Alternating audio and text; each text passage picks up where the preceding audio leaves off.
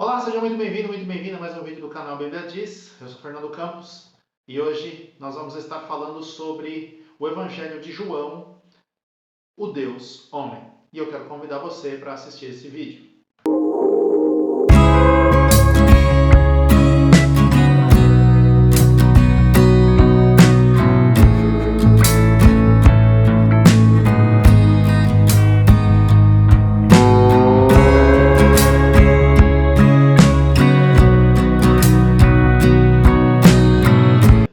Segundo Charles Erdman, teólogo, considera o quarto evangelho como o mais conhecido e o mais amado livro da Bíblia.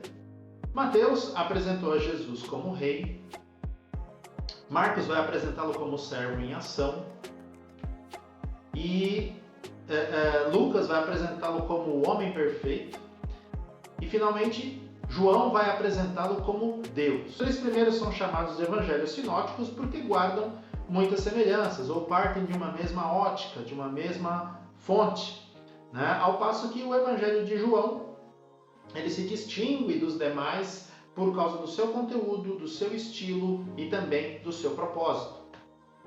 Gostaria de pedir encarecidamente a você que esteja talvez assistindo esse canal pela primeira vez, né, que estivesse assinando no canal, estivesse ativando as notificações se você tem interesse em mais materiais como esse, né, e que você pudesse também estar dando um like, né, um joia para nós, para ajudar a fortalecer o canal e também fazer com que esse vídeo possa chegar a mais pessoas, atingir o maior número de pessoas possível. Falando sobre autoria, data e local. Vamos lá da mesma forma que fizemos com os outros, né? Embora, assim, todos os evangelhos sejam anônimos, ou seja, não é falado, eu, Mateus, escrevi, né? Diferente, por exemplo, de algumas cartas, onde o autor, né? Por exemplo, o apóstolo Paulo fala, eu mesmo escrevi, estou aqui assinando de próprio punho, etc. No caso dos evangelhos não há uma identificação nesse sentido, porém existem identificações internas e externas dentro do livro. No caso de João não é diferente, né?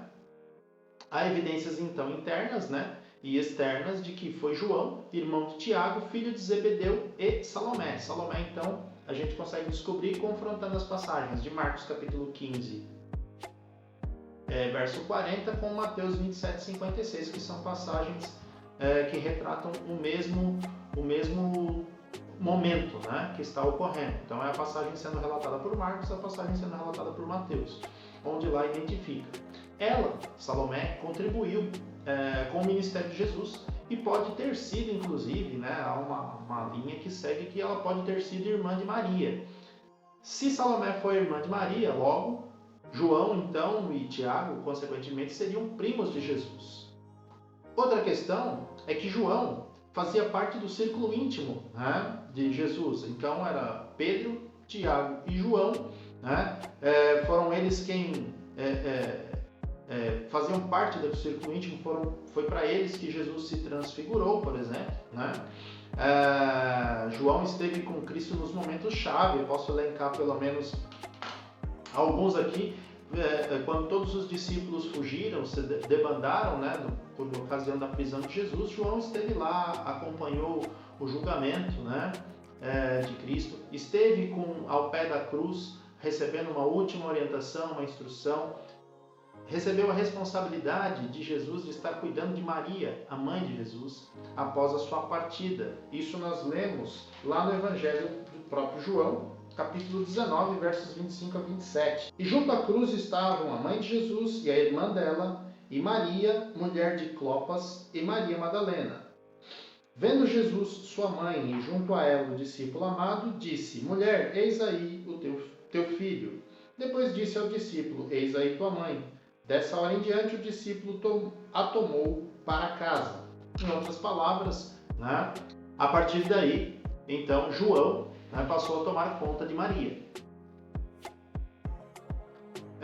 Segundo a tradição, né, esse evangelho ele foi escrito mais tardiamente, ele não foi escrito em períodos próximos dos outros três, mas sim ele foi escrito mais tardiamente, mais próximo do final do primeiro século, possivelmente entre 80 a 95 depois de Cristo. O local, João, segundo a tradição, ele teria se mudado para Éfeso, onde ele se tornou pastor e viveu os últimos anos de sua vida lá. E teria sido lá que ele escreveu este evangelho. Características e público-alvo. Ao contrário dos outros evangelhos, que retratam o ministério de Jesus a partir da Galileia, este parece fixar-se mais em Jerusalém e nos fatos marcantes que aconteceram ali, como por exemplo as festas judaicas, onde o autor, no caso João, procurou fazer uma ligação entre as festas e alguns acontecimentos particulares da vida de Jesus, ou acontecimentos que viriam a marcar a sua própria vida. Ele, como autor, relata isso. Como por exemplo a festa da Páscoa, que nós podemos ver no capítulo 2, verso 23. E estando ele em Jerusalém durante a festa da Páscoa, muitos vendo os sinais que ele fazia, creram no seu nome. Por exemplo, temos também em 11, capítulo 11, verso 55. Estava próxima a Páscoa dos judeus. Muitos daquela região subiram para Jerusalém antes da Páscoa para se purificarem. Também a festa dos tabernáculos, que aparece no capítulo 7, versículo 2. Ora, a festa dos judeus, chamada de festa dos tabernáculos, estava próxima. E também temos uma festa aqui que chamada de festa da dedicação, está lá no capítulo 10, versículo 22. Celebrava-se em Jerusalém a festa da dedicação e era inverno. Além disso, festa da dedicação do templo, temos também uma festa não definida, lá no capítulo 5, verso 1, que diz: passadas estas coisas havia uma festa dos judeus e Jesus subiu para Jerusalém. Mas não é revelado que festa ou estava se referindo. O público-alvo eram tanto os judeus quanto os gentios. Ou seja, visto que o Evangelho de João é considerado por muitos como o evangelho mais universal, como disse no começo, era destinado então este livro ao público em geral. Ele possui uma abrangência universal. Isso pode ser comprovado quando nós lemos, por exemplo, o capítulo 10, do 14 ao 16. Vamos na declaração do próprio Cristo, registrada aqui por João, onde ele diz: eu sou o bom pastor, conheço as minhas ovelhas e elas me conhecem a mim. Assim como o Pai me conhece a mim, eu conheço o Pai e dou a minha vida pelas ovelhas. Ainda tenho outras ovelhas, não deste aprisco. A mim me convém conduzi-las e elas ouvirão a minha voz. Então haverá um rebanho e um pastor. Propósito. O Evangelho de João tem um propósito específico: apresentar a Jesus Cristo como o Verbo divino, o Verbo que se fez carne. Isso é falado no capítulo 1, Também como o Criador do universo, como aquele que veio para revelar o Pai, Quando interpelado por um discípulo, mostra-nos o Pai, isso nos basta, e ele fala, olha, quem vê a mim vê o Pai, Também como o Salvador do mundo, por meio de quem recebemos pela fé a vida eterna. Isso pode ser corroborado, e a revelação, o motivo pelo qual o Evangelho foi escrito, está revelada no próprio Evangelho, no capítulo 20, versos 30 e 31. Na verdade, fez Jesus diante dos discípulos muitos outros sinais que não estão escritos neste livro. Estes, porém, foram registrados para que creiais que Jesus é o Cristo, o Filho de Deus, e para que crendo tenhais vida em seu nome. O teólogo e pastor John MacArthur, quando disse que o objetivo do Evangelho de João era tanto apologético, no sentido de que para que ficasse muito claro que Jesus Cristo é o Filho de Deus, como também o propósito evangelístico, de divulgar a boa nova, de tornar a mensagem conhecida. Então havia um propósito para defender a fé, para defender a divindade de Cristo, para defender a veracidade dos fatos a respeito de Jesus, da sua encarnação, da sua morte, da sua ressurreição, mas também havia um propósito evangelístico de divulgar que o Evangelho, que a boa nova de salvação não era somente para os judeus, mas ela era para os gentios e era para todos quantos, como lemos ali, para as ovelhas que o Senhor veio para buscar, e as ovelhas que não eram daquele aprisco ali, não eram dos judeus, mas eram fora, né? Para que crendo tivessem vida em seu nome. Falando um pouquinho da estrutura do Evangelho, nós podemos aí perceber, quando você lê o Evangelho, que existem duas grandes seções, né? Uma leitura do Evangelho como um todo, você vai perceber. A primeira, começando ali no capítulo 1, indo até o capítulo 12, focada mais no ministério público de Jesus, né? Onde João ele vai retratar, por exemplo, passagens selecionadas, material que geralmente não aparece nos outros evangelhos, talvez com exceção provavelmente da multiplicação dos pães e peixes, né? Mas você vai ver então 7 sinais milagrosos que João selecionou dentre tantos milagres que ele fez. E nós podemos vê-los, vou até projetar aí na tela os milagres. Então o propósito era para revelar a sua glória e fazer com que os discípulos viessem a crer em Jesus Cristo. Vejamos aqui os sinais, vou colocá-los aí na tela para você. Então, o primeiro deles, a conversão da água em vinho. Está lá no capítulo 2, do 1 ao 11, né? Caná da Galileia. A cura do filho de um oficial do rei. Capítulo 4, do 46 ao 54. A cura de um paralítico. Capítulo 5, do 1 ao 18. A alimentação de uma multidão. Capítulo 6, do 1 ao 14. Jesus caminha sobre as águas, que é o 6º sinal, do 6, 16 até o 21. A cura de um cego de nascença. Capítulo 9, do 1 ao 12, a ressurreição de Lázaro, capítulo 11, do 1 até o 44. A segunda sessão já compreende, então, os capítulos 13 a 21, ou seja, a metade do Evangelho, né? Focando aí na última semana de Cristo em Jerusalém. Nessa semana, nós vamos ter os eventos, né? E seus últimos discursos, as suas últimas orientações e instruções, né? Vamos ter ali o anúncio, né, da sua paixão, a sua morte e a sua ressurreição.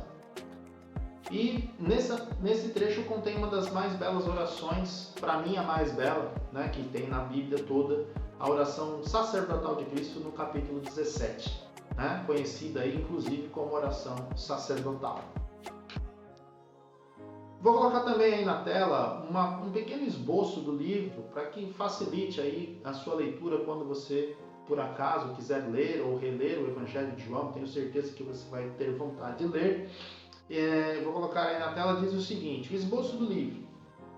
O prólogo, capítulo 1, do 1 ao 18, onde vai ter ministério público de Jesus, o Cristo, do 1:19 até o 12:50, ou seja, vai preencher aí aquela primeira sessão que eu havia comentado anteriormente. Então nós temos aí João Batista sendo anunciado, sendo revelado ali, do 1:19 até o 34. Depois temos Jesus começando seu ministério, do 1:35 até o 3:36. Depois a revelação de Cristo, ou de Jesus como Cristo, e o confronto com as autoridades judaicas, isso do capítulo 4 até o 6:71. Na letra D, temos a revelação de Jesus como a luz e a vida para o mundo, do capítulo 7, verso 1 até o 12:50. Depois nós vamos para a segunda sessão do livro, que é a paixão, morte e ressurreição, do 13:1 até o 21:23, onde termina o Evangelho. Temos aí a última ceia, né, focada aí dos capítulos 13:1 até o 17:26, que vai terminar justamente com a oração sacerdotal que eu havia mencionado. E aí você tem dentro desses elementos a ceia, o novo mandamento vos dou, né, que vos ameis uns aos outros, e nisto as pessoas vão conhecer que vocês são meus discípulos, se vos amardes uns aos outros e tal. Os discursos de despedida, compreendendo o capítulo 13 até o 16:33, inclusive no verso 33 aí ele vai dizer, tem de bom ânimo, eu venci o mundo, tal, que no mundo nós teríamos aflições, né? Aí você tem a oração sacerdotal no capítulo 17, do 1 ao 26. Após isso, a prisão, julgamento, morte e sepultamento de Jesus, do capítulo 18, 1 até o 19:42. Finalmente, a ressurreição, do capítulo 20, verso 1 até o 21:23. O sepulcro vazio aí sendo descrito, do 20, do 1 ao 10. Jesus aparecendo primeiramente a Maria Madalena. do capítulo 20, do 11 ao 18, depois Jesus aparecendo aos discípulos e finalmente o epílogo lá no capítulo 21, versos 24 e 25. Conclusão, meus queridos, Jesus Cristo então é apresentado aí como canal de Deus para a bênção da humanidade e como única via de aproximação a Deus, né? Ele revela-se Jesus como único meio de quem vem a graça e a verdade. Isso está lá no capítulo 1, verso 17. Também revelado como o Cordeiro de Deus, uma declaração do próprio João Batista lá em 1, 29. O Filho unigênito de Deus, capítulo 3, versículo 18. O noivo, capítulo 3, verso 29. O verdadeiro pão do céu, lá no capítulo 6, verso 32. O pão de Deus, capítulo 6, 33. O pão da vida, no 6:35. O pão vivo, né? Capítulo 6, 51. A luz do mundo, capítulo 8, verso 12. O Filho do Homem, no 9:35. A porta do aprisco, no capítulo 10, verso 9. O pastor excelente, no capítulo 10, versículo 11. A ressurreição e a vida, lá no capítulo 11, versículo 25. O caminho, a verdade e a vida, lá no capítulo 14, versículo 6. E a videira verdadeira, no capítulo 15, verso 1. Então, tudo isso, toda essa riqueza, né, da revelação de Cristo, de quem Ele é, do seu ministério, do seu poder, da sua majestade, da sua graça, você tem no Evangelho de João. Não é à toa, né, que é o livro, né, mais lido de toda a Bíblia, né? Tamanha a riqueza e o impacto que teve a vida de Cristo na vida de João, que foi o autor desse Evangelho. Espero que você tenha gostado, né? Tenha se interessado em ler esse livro, esse Evangelho. Vale a pena você ler. E assim nós terminamos aí a série que nós falamos aí sobre os Evangelhos. Você tem a playlist, né? Eu vou deixar aí se você quiser rever algum dos vídeos. Fique à vontade, né? E que Deus possa estar abençoando a cada dia a sua vida. Espero poder vê-los em breve. Até a próxima.